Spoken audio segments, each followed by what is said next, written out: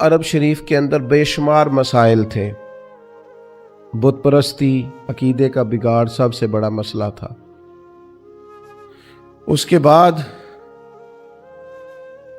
फिर औरतों पर जुल्म है, गुलामों को बेचा जाता है, लोग एक दूसरे के हुकूक गस्ब करते हैं, ढेरों मसाइल थे। और सदियां बीत गईं। हज़रत ईसा अलैहिस्सलाम के बाद आसमान से कोई वही नहीं आई, ज़मीन व आसमान का राब्ता नहीं हुआ। बेशुमार मसाइल थे जिन पर फौरी इस्लाह की ज़रूरत थी। लेकिन जो पहली वही आई है ना गारे हिरा में, जो सदियों बाद ज़मीन का आसमान का आपस में पहला राब्ता हुआ है, वो ना तो बज़ाहिर अकीदा तौहीद पर है, ना औरतों के हुकूक की बात करती है, ना ग़ुलामों की बात करती है। जो पहली वही नाज़िल हुई है वो वही ये कहती है कि इक़रा बिस्मि रब्बिकल्लज़ी खलक़, पढ़ो अपने रब के नाम से जिसने पैदा किया है। जो पहली वही नाज़िल होती है वो ये कहती है कि अपने रब के नाम से पढ़ो। माना क्या है कि पढ़ोगे ना अल्लाह के नाम से, किताब व सुन्नत को पढ़ोगे तो अकीदा तौहीद भी ठीक हो जाएगा, औरतों के हुकूक की भी समझ आ जाएगी। ये जो स्टेज पे दोस्त बैठे हैं, इन्हें मोबाइल नहीं चलाना चाहिए, इनके लिए तो बिल्कुल दुरुस्त नहीं है। अल्लाह सलामत रखे आप हजरात को। तवज्जो तकसीम होती है ना, सामने वाले तो आपको देखते हैं, तवज्जो तकसीम होती है। आप मेहरबानी फरमाए सिर्फ सुने, नीचे चले बैठे हैं उनका मामला और है। भाइयों, पहली वही जो नाजिल होती है वो इल्म की बात करती है। तालीम इतनी बड़ी रोशनी है जिसकी वजह से सारे अंधेरे ही ख़त्म हो जाते हैं। बाज़ औक़ात ना अंधेरे ज़्यादा होते हैं और उस अंधेरे की वजह से मूज़ी भी ज़्यादा जमा हो जाते हैं। किसी कमरे में अंधेरा हो तो सांप भी आ गया, बिच्छू भी आ गए, छिपकलियाँ भी आ गईं। अब अगर आप अंधेरे में उन सब को मारना चाहेंगे तो नहीं मार सकेंगे, हाथ नहीं आएंगे, तकलीफ होगी। इन सारे मूज़ी जानवरों से बचने का बेहतरीन हाल ये है कि कमरे में उजाला कर दे। आपके लाइट जलाते ही बहुत सारे जानवर तो वैसे ही भाग जाएंगे, मारने ही नहीं पड़ेंगे। तो याद रखिए कि अंधेरा कुफ्र का हो, शिरक का हो, जुल्म का हो, जबर का हो, उसका इलाज क्या है कि इल्म का चिराग रोशन कर दो।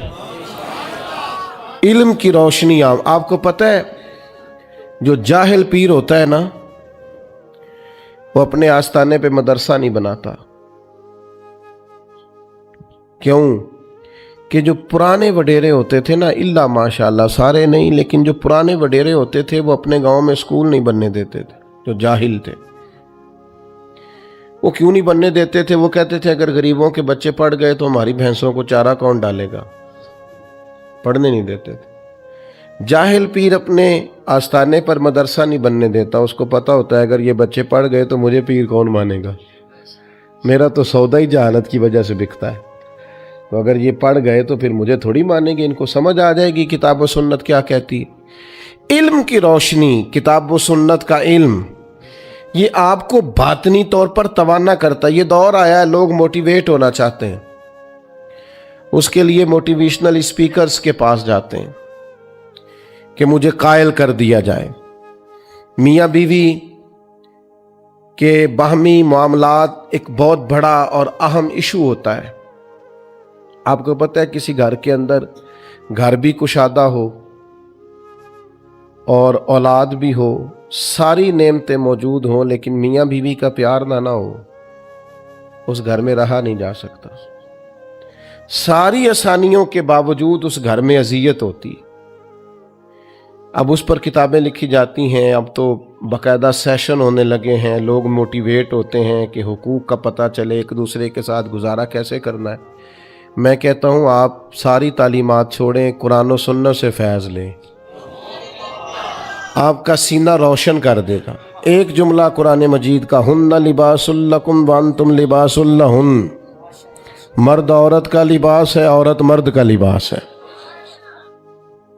یہ ایک جملہ قرآن مجید کا، صرف ایک، مرد عورت کا لباس ہے اور عورت، یہ صرف ایک جملہ سمجھ میں آ جائے نا، آپ کبھی غور کریں تو آپ کو اندازہ ہوگا بڑی باتیں یہاں، بڑے خوبصورت پہلو علماء تفسیر نے چھیڑے ہیں۔ 3 باتیں عرض کرتا ہوں۔ علماء نے لکھا ہے مرد عورت کا لباس ہے، یہ دیکھیں کتاب و سنت کے علم کی روشنی کا کیا حال ہے۔ مرد عورت کا لباس ہے اور عورت مرد کا لباس ہے۔ فرماتے ہیں پہلی بات یہ ہے کہ گرمی ہو یا سردی ہو، جسم کو موسم کی شدت سے لباس ہی بچاتا ہے۔ آپ یعنی سخت گرمیوں میں بھی لوگ کہتے ہیں سر پہ کپڑا لے لو تاکہ دھوپ کی تمازت سے بچ سکو۔ گرمی ہو یا سردی ہو، موسم کی شدت سے لباس بچاتا ہے۔ تو میاں بیوی بھی ایک دوسرے کو حالات کی شدت سے بچاتے ہیں، یہ اس رشتے کی خوبصورتی ہے۔ پھر آپ یہ دیکھیں کہ بعض اوقات جسم پر دھبے ہوتے ہیں، عیب ہوتے ہیں، لباس پہن لیں تو سارے چھپ جاتے ہیں۔ معنی کیا ہے؟ میاں بیوی ایک دوسرے کے عیب چھپاتے ہیں۔ پھر انسان کتنا بھی خوبصورت کیوں نہ ہو، بغیر لباس کے خوبصورت نہیں ہوتا۔ اللہ کرے آپ کو سمجھ آئے۔ لوگ یہ نہیں کہتے بندہ اچھا لگ رہا ہے، کہتے ہیں کپڑے کتنے اچھے لگ رہے ہیں، یہ لباس پہننا ہے، اس میں آپ کتنے سجے ہیں، کتنے پیارے لگ رہے ہیں۔ دین نے کہا میاں بیوی ایک دوسرے کا لباس ہے، مرد بیوی کی وجہ سے سجے گا، عورت خاوند کی وجہ سے زینت پائے گی۔ تو قرآن مجید کا جو علم ہے، قرآن مجید کی جو تعلیمات ہیں، کتاب و سنت کے جو ارشادات ہیں، وہ تازہ دم کریں گے۔ جب تک امت قرآن مجید سے رہنمائی لے گی، جب تک امت قرآن مجید کی طرف رغبت کرے گی، حدیث پاک کی طرف توجہ کرے گی، یہ آسان زندگی گزارے گی۔ لیکن ہم نا برکت کے لیے تو قرآن مجید پڑھتے ہیں، نئی دکان شروع کرتے ہیں لوگ تلاوت کراتے ہیں نا وہاں، کس لیے؟ تلاوت تو اس لیے کرانی چاہیے تھی کہ میں دکان اس طرح چلاؤں گا جس طرح قرآن بتاتا ہے، میں اس طرح تجارت کروں گا جو احکامات، اس لیے کرانی چاہیے تھی نا۔ لیکن عجیب فلسفہ ہے نا، قرآن پڑھایا جا رہا ہے دکان پہ، اور اگر کام سارے وہ ہوں جو قرآن مجید کی تعلیم کے مخالف ہیں تو برکت آئے گی قرآن پڑھنے سے؟ آپ تجارت اس طرح کریں جو تعلیم قرآن ارشاد فرماتا ہے، آپ صرف برکت دیکھیں جی میں نے نیا مکان بنایا ہے تو قرآن پڑھا لو، کس لیے؟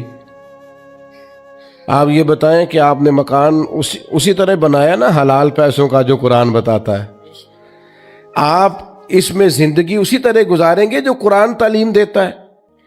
تعلیم قرآن کے مطابق قرآن کہتا ہے یا ایھا الذین آمنوا قوا انفسکم واہلیکم نارا، اے ایمان والو خود بھی جہنم سے بچو اور اپنے گھر والوں کو بھی جہنم سے بچاؤ۔ یہ قرآن مجید گھر بتانے کا طریقہ بتاتا ہے کہ کوئی ایسا کام نہ کرنا جو دوزخ میں لے جائے، تم نے خود بھی بچنا۔ حضرت عمر رضی اللہ تعالیٰ عنہ نے یہ آیت نازل ہوئی تو نبی کریم علیہ السلام سے پوچھا یا رسول اللہ اس کا معنی کیا ہے؟ خود بھی دوزخ سے بچو اور اپنے گھر والوں کو بھی بچاؤ، اس کا کیا معنی ہے؟ تو نبی پاک علیہ السلام نے فرمایا عمر اس کا معنی یہ ہے کہ جن چیزوں کا اللہ رسول تمہیں حکم دیتے ہیں تم اپنے گھر والوں کو ان چیزوں کا حکم دو، اور جن چیزوں سے رب رسول تمہیں منع کرتے ہیں تم اپنے گھر والوں کو ان چیزوں سے منع کرو۔ مطلب کیا ہوا کہ گھر اس طرح چلاؤ جو دین کہتا ہے، اپنے گھر کے اندر نظام وہ نافذ کرو جو قرآن و حدیث کا نظام ہے، جو قرآن و سنت کا پیغام ہے۔ لیکن لوگ تلاوت کرائیں گے گھر میں برکت کے لیے، قرآن کے مطابق گھر چلانے کی کوشش۔ صحابہ کا یہ طریقہ تھا کہ قرآن و سنت کا جو حکم انہیں ملتا تھا اس پر عمل کرتے تھے۔ ہمارے ہاں بڑی برکت ہوتی ہے ماشاءاللہ جی، تلاوت ہو جائے پہلے، اللہ خیر کرے، سیاسی جلسوں میں بھی پہلے تلاوت ہوتی ہے، بعد میں ترجمہ بھی ہوتا ہے۔ او خدا کے بندے ان سے پوچھ کہ تلاوت اور ترجمے کی حد، اور پتہ نہیں کس بیماری کا نام ہے جمہوریت، اور کس خاص افہیم کا نام لوگوں نے رکھ لیا ہے جمہوریت، نہ کسی جماعت میں ہے نہ کسی جگہ ہے، اور پتہ نہیں اسلام تو کسی جمہوریت کا قائل نہیں، اسلام تو خلافت کا قائل ہے۔ اسلام تو کہتا ہے کہ آپ کو کوئی نیا قانون بنانے کی ضرورت نہیں، قانون تو اللہ رسول نے بنا دیے، آپ نائب بن کے ان کا نفاذ کریں، بات ختم ہو گئی۔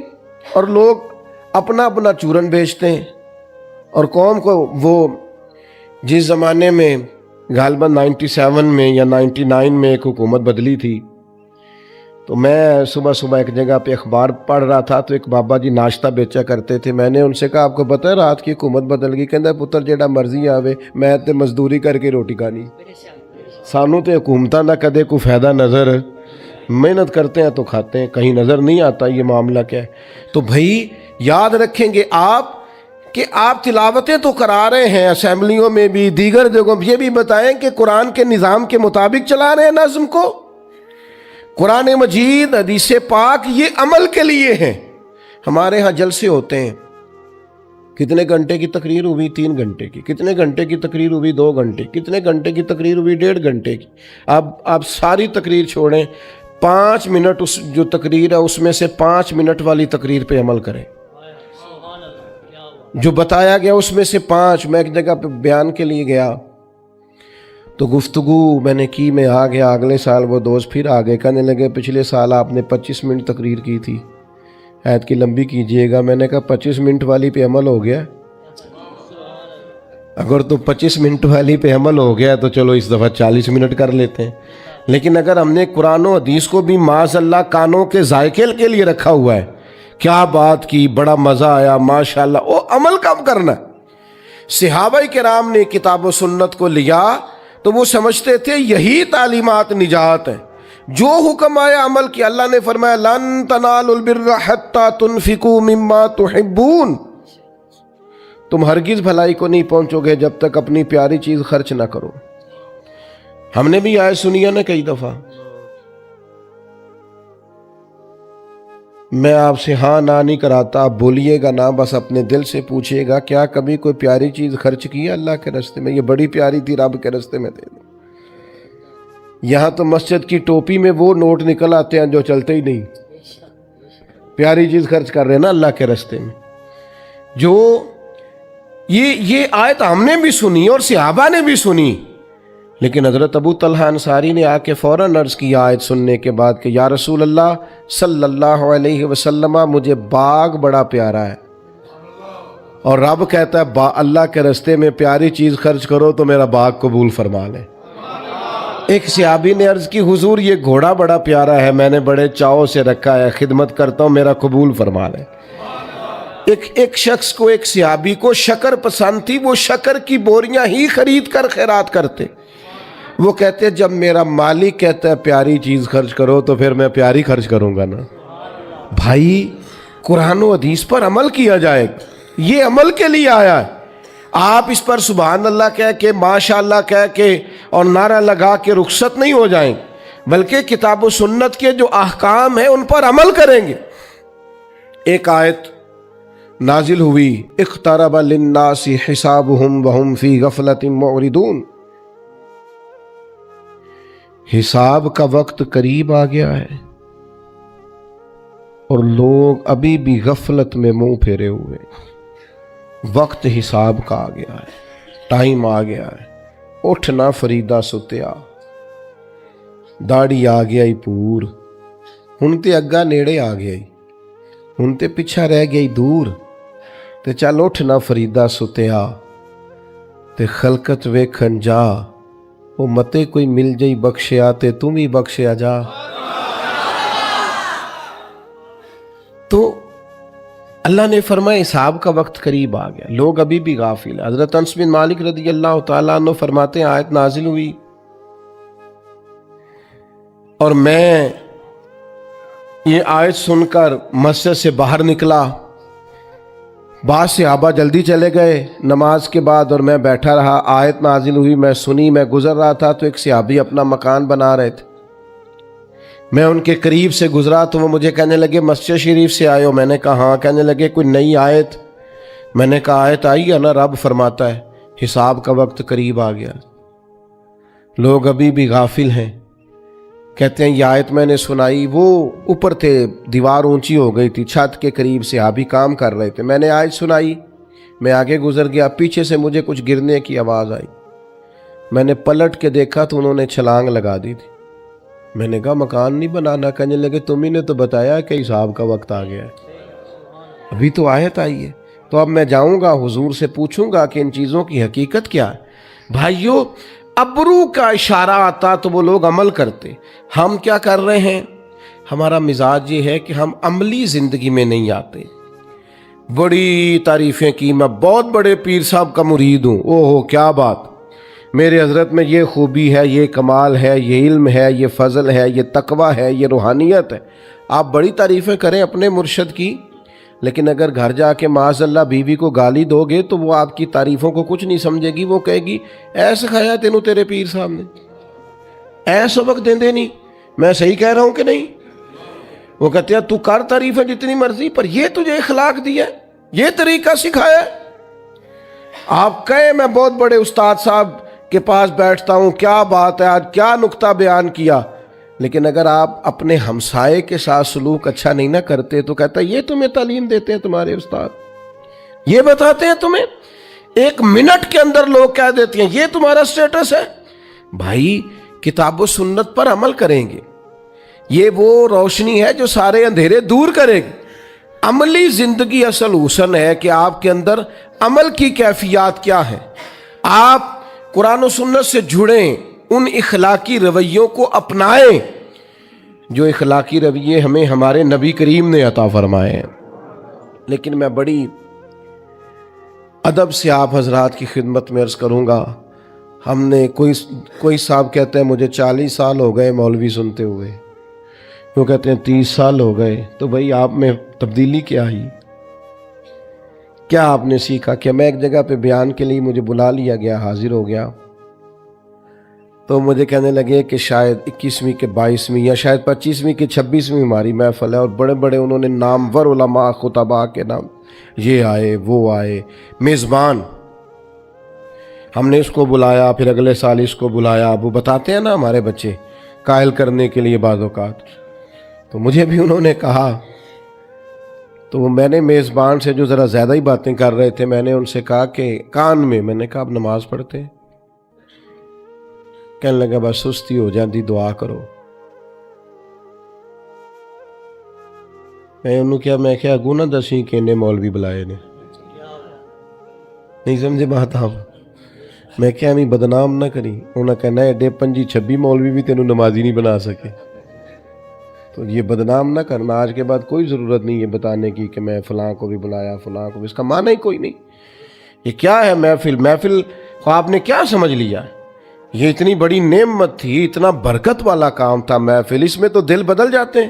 پر آپ نے کیا ماحول سمجھا ہے محفل کا, اس کو بھی ایک دنیا داری بنا لیا. کیا سمجھا آپ نے اس کو؟ تو بھائی عملی زندگی, کردار والی زندگی, آپ کا اخلاق سنور جائے. ایک محفل سے بندہ اٹھ کے جائے تو ایک بری عادت تو چھوڑے نا, ایک اچھی عادت تو اپنائے نا. اس کے اندر سے ایک شر جائے, کم از کم ایک محفل کے بعد ایک خیر تو آئے نا. لیکن وہ بس ٹھیک ہے, جس طرح ساری محفلیں ہوتی ہیں اس میں بھی چلے گئے. اگر محفل دنیاوی تھی تو چلو وہاں اور رنگ میں چلے گئے. اگر کسی نے دینی محفل میں بلا لیا تو کسی سے ٹوپی ادھار لے لی, وہاں جا کے بھی ہم کرسی صدارت پہ برا جمان ہو گئے. لیکن سمجھنے کا, بدلنے کا, تبدیل ہونے کا کوئی پروگرام نہیں ہوتا. تو خدا را اس کو بھی آپ وہ لہجہ نہ اس کا بھی اپنائیں کتاب و سنت عمل کے لیے, اور یہ آپ کے دل سے ٹکراتا ہے تو یہ تبدیلی لاتا ہے. میں ایک دفعہ دوستوں سے کہہ رہا تھا, اگر کوئی عالم دین پیر ہو تو اس کی کرامتیں تھوڑی ہوتی ہیں, بلکہ بعض اوقات ہوتی نہیں. عالم کوئی ہو نا, پیری مریدی کر رہا ہو, تو ان کے ہاں آپ کو کم ملے گا کرامتیں سنائی جا رہی ہیں, یہ کر دیا وہ کر دیا, وہ نہیں ملتا. اور جاہل آدمی ہو نا کوئی پیر اللہ, تو کرامتیں زیادہ ہوتی ہیں. کیوں کہ جہاں علم ہوتا ہے نا وہاں سنجیدگی بھی ہوتی ہے, اور جہاں علم نہیں نہ ہوتا وہاں سارا کچھ چل جاتا ہے. علم والی جگہ پہ کوئی چیز پیش کی جائے گی تو ترازو علم پر تولی جائے گی, پوری بھی اترتی ہے کہ نہیں. تو اگر وہاں علم نہیں ہوگا تو پھر ترازو بھی وہ بعض اوقات مربتاً بھی کچھ لوگوں کی باتیں سننی پڑتی ہیں۔ ایک دوست میرے پاس آیا کرتے تھے، کسی پیر صاحب کے مرید تھے، تو تقریباً روزانہ ہی ان کے پاس 2-3 نئی کرامتیں ہوتی تھیں۔ حالانکہ جڑے محرم راز حقیقت دے ہوتے راز حقیقت کھول دے ہی نہیں۔ جڑے محرم راز حقیقت دے او راز حقیقت کھول دے نہیں ہے۔ جنہ ویکھیا نہیں ہو کرن گلاں، جنہ ویکھ لیا ہو تے بول دے ہی نہیں، وہ تو بات ہی نہیں کرتے بھائی، وہ کہاں وہ بات کریں گے۔ تو وہ اکثر 3-4 کرامتیں روز سنا دیتے۔ کچھ وقت اب بعض کچھ چیزوں پہ میں تنبیہ بھی کرتا کہ یہ اس طرح نہیں ہے، لیکن بہرحال بعض اوقات مروتاً بھی کچھ چیزیں سننی پڑتی ہیں، پیار سے سمجھاتے بھی لیکن وہ سن لیتے۔ کچھ عرصے کے بعد ایک دن مجھ سے وہ مسئلہ پوچھنے آئے، کہنے لگے کہ وہ اس طرح بھائی نے طلاق دے دی ہے تو اس میں کوئی مسئلہ بتائیں۔ تو میں انہوں کیا پیرا نو پوچھ جنہیں دیاں 2-3-4 کرامتے روز تو سناتا ہے، ان سے پوچھو مسئلہ بھی۔ کہنے لگا جی انہوں نے تو نہیں نا مسئلے ہوندے، وہ کہنے نے کسی عالم نے پوچھتے۔ میں کیا وہ جاہلی؟ کرامت اس کی ہر روز نہیں تیار ہوتی ہے، اور مسئلہ اسے سادہ سا بھی نہیں آتا۔ تو میں نے کہا اس سے پوچھ کیا ہم نے پروڈکٹ تیار کی، کیا مزاج بنایا ہے۔ ویسے ہمیں سارا پتہ ہوتا ہے جوتے کہاں سے ٹھیک ملتے ہیں، پتہ ہوتا ہے کہ جناب سوٹ کہاں سے اچھا ملتا ہے، سلائی کون اچھی کرتا ہے، تو دین کون اچھا بتاتا ہے یہ بھی تو ہمیں پتہ ہونا چاہیے نا۔ کون سا پیر ہے جو عالم ہے اور عامل ہے، ہمیں علم ہونا چاہیے۔ تو میں نے زیادہ باتیں نہیں کرنی، وقت بہت زیادہ ہو گیا، اور موسم میں بھی کچھ باہر آج شدت ہے، اور آپ بھی میں دیکھ رہا ہوں کچھ دوست سب اندر بیٹھے کچھ گرمی اور گھٹن بھی محسوس کر رہے ہیں۔ تو میں نے اپنی بات کو سمیٹنا ہے، عمل کریں۔ ایک تو قرآن و حدیث کو صحیح طور پر پڑھیں اور زندگی عمل والی بنائیں۔ جب کوئی بات رب رسول کی پہنچ جائے پھر وہ عمل کے لیے، اس پر پھر ہمیشہ بڑا مشکل کام ہوتا ہے۔ اپنے ملازم کو بھی اسی طرح کا جوڑا پہنانا جس طرح کا بندہ خود پہنتا ہے۔ لوگ جب پرانے کپڑے اتار کے کسی کو دیتے ہیں تو کہتے ہیں اجے نویں ہی نے، حالانکہ جے نویں ہی ہوندے تو دینے کوئی نہیں ساسو، ایسے ہی بول رہا ہے جان بوجھ کے۔ اور پھر ہمارے زمانے میں تو جس بیچارے کے پاس ڈرائیور رکھنے کے پیسے ہوتے ہیں اس کی یہ بھی خواہش ہوتی کہ میری گاڑی کا دروازہ بھی ڈرائیور ہی کھولے۔ حالانکہ اتنا بندے کو کمزور نہیں ہو جانا چاہیے، لیکن بس ذہن بن جاتا ہے نا۔ یہ بڑا مشکل مرحلہ ہے کہ آپ اپنے ملازم کو، اپنے خادم کو بھی اس لیول کا کھانا پینا پہننا دیں جو آپ پہنتے ہیں۔ یہ آسان نہیں ہوتا، لیکن ایک مقام پہ صرف نبی کریم نے حضرت ابو ذر غفاری سے کہا، فرماتے ہیں میں نے کسی غلام کو ڈانٹ دیا تھا تو محبوب نے فرمایا یہ تمہارے بھائی ہیں بھائی، جیسا خود کھانا ویسا انہیں بھی کھلانا، جیسا خود پہننا ویسا۔ تو ایک دن حضرت ابو ذر غفاری اپنے غلام کے ساتھ باہر نکلے تو آقا اور غلام نے ایک طرح کے ایک لیول کے لباس پہنا ہوا تھا۔ تو ایک شخص نے کہا ابو ذر یہ تو یہاں رواج نہیں ہے۔ فرمایا کیا کروں، پہلے نہیں تھا، اب مدینے والے کا کلمہ جو پڑھ لیا ہے، اب ہم بدل گئے ہیں، ہمارے انداز بدل گئے ہیں، اب ہماری زندگیاں عملی زندگیاں، اب ہم کوشش کرتے ہیں کہ ہم وہ سارا کچھ اپنائیں جو اللہ رسول ہم سے مطالبہ کرتے ہیں۔ عزیز بھائیو یاد رکھیے گا، ہمیشہ زندگی عمل سے بنے گی۔ آپ خالی باتیں کریں، سارا دن کریں، کسی کو کیا اثر ہوتا ہے؟ اور پھر آپ تجربہ کر کے دیکھ لیں، آپ جو کہتے ہیں وہ نہیں کرتے بچے وہ کرتے ہیں جو ہم۔ نماز کیا ہے، وہ بھی مصلی میں آپ کے ساتھ آگے کھڑا ہو جائے۔ وہ کئی دفعہ دادا کو نانا کو سجدہ نہیں کرنے دیتا، آگے لیٹ جاتا ہے، وہ بھی سجدے کر رہا ہے، اسے پتہ نہیں کس سمت سجدہ کرنا ہے، لیکن جو آپ کرتے ہیں بچے بھی وہ کرتے ہیں۔ عملی زندگی میں آپ نے چلو کبھی کہا ہوگا گھر میں کوئی مجبوری ہوگی، کسی مجبوری کے تحت آپ نے کہا ہوگا بچے سے کہ باہر جا کے کہہ دے میں گھر نہیں۔ ایک دفعہ آپ نے جھوٹ بلوایا بچے سے، پھر آپ ساری زندگی ترسیں گے اپنے بچے سے، کہیں گے پتر میرے ساتھ تو سچ بولا کر، لیکن وہ دوبارہ سچ کیوں؟ کہ آپ نے اسے عادت ڈالی ہے جھوٹ کی۔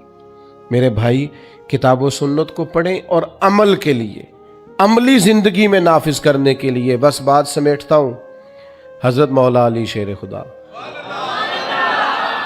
رضی اللہ تعالی عنہ بازار چلے گئے، اپنے غلام کو ساتھ لے گئے، 2 جوڑے خریدے پہننے کے لیے، ایک ذرا مہنگا تھا ایک سستا تھا۔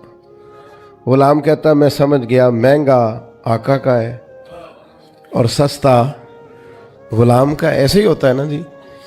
فرماتے ہیں تھیلے میں کپڑے ڈال لیے، شاپنگ کرنے کس کے ساتھ گئے؟ غلام کے ساتھ۔ مولا علی کس کے ساتھ گئے؟ ایک مشورہ دوں آپ کو، غلام کے ساتھ نہ جائیں، ابا جی کے ساتھ جائیں۔ دوستوں کو فون کرتے ہو نا، آج روٹی نہ کھائیں کٹھے کھاواں گے، کدی کدی ابا جی نو فون کرو، ابا جی آج میرا دل بڑا کردا ہے، تسی کھانا نہیں کھانا جنی دیر میں نہ آواں، مجھے امید ہے اس دن آپ کا باپ دوائی نہیں کھائے گا، اس کی طبیعت ٹھیک ہو جائے گی۔ اماں سے فرمائش کریں کہ اماں جی میرا بڑا ہی دل کرتا ہے آج روٹی آپ نے پکانی ہے، میرا دل کر رہا ہے۔ آپ یقین کریں اماں بڑی بوڑھی اور بیمار بھی ہوگی تو طاقت آ جائے گی۔ میرے بیٹے نے کہا لیکن ہم نے سارا وقت ہی یاروں کے لیے رکھ لیا ہے، ماں باپ کو خرچہ نہ دو، ٹائم دو، چھوٹے چھوٹے مشورے ابا جی سے کیا کرو، چھوٹی چھوٹی باتیں اماں سے پوچھا کرو۔ اماں جی سے کبھی کہیں، ابا جی سے کہیں کہ آپ میرے ساتھ چلے نا بازار میں کپڑے پسند کرنے، تو ان کو تازگی ملے گی، سکون آئے گا۔ حضرت مولا علی غلام کے ساتھ گئے، ایک مہنگا ایک سستا 2 جوڑے خرید لیے، واپس آئے۔ رستے میں وہ خاص مقام آ گیا جس مقام پہ حضرت مولا علی نے اپنے کاشانہ نور پہ جانا تھا، غلام نے اپنی خوابگاہ میں اپنے گھر جانا تھا۔ تو حضرت علی فرمانے لگے بھائی وہ میرے والا سوٹ دینا، اس نے وہ مہنگا نکال کے دیا، تو حضرت علی فرمانے لگے یہ نہیں میرا تو وہ دوسرا ہے۔ غلام کہنے لگا حضور آپ مہنگا پہنے نا، آپ آقا ہے میں غلام ہوں، آپ پہنے نا مہنگا۔ تو حضرت علی عالم ہے نا، فرمانے لگے اگر کسی دلیل سے ہی تقسیم کرنا ہے نا تو دلیل میں دے دیتا ہوں۔ کہا جناب کون سی؟ فرمایا اگر دلیل سے ہی بانٹنا ہے تو تو مہنگا پہن لے، تو جوان ہے، اور میں سستا پہن لیتا ہوں، میں بوڑھا ہوں۔ چلو دلیل سے ہی تقسیم کرنا ہے تو یوں کر لیں، عمل والی زندگی، کردار والی زندگی، باتیں تھوڑی بھی ہو جائیں، تقریریں تھوڑی بھی ہو جائیں، گفت و شنید تھوڑی بھی ہو جائے، پر دوستو عمل۔ اور میں نوجوانوں سے بالخصوص کہوں گا اگر آج آپ نے سچ بولنا شروع نہ کیا تو پھر آخری عمر تک سچ کی عادت نہیں ہوگی۔ آج خوددار بنے، عزت نفس کا مزاج بنائیں، جو آپ کا ہے صرف اسے ہی لیں، قناعت پسند بنے۔ آج بنیں گے تو بہتری آ جائے گی، لیکن اگر آج آپ پابند نہیں ہیں سچائی کے، دیانتداری کے، نماز کے، تو پھر بعد میں یہ ضروریات کبھی بھی آپ کو حاصل۔ اپنی زندگی کو ایک خوبصورت رول ماڈل بنائیں، اچھا نمونہ بنائیں، آپ ایک زبردست شہری بنیں، گفتگو میں نہیں، مہنگا موبائل رکھنے میں نہیں، اعلیٰ کپڑے پہننے میں نہیں، بننے سنورنے میں نہیں، کردار میں، اخلاق میں، اطوار میں اپنے آپ کو بہتر کریں۔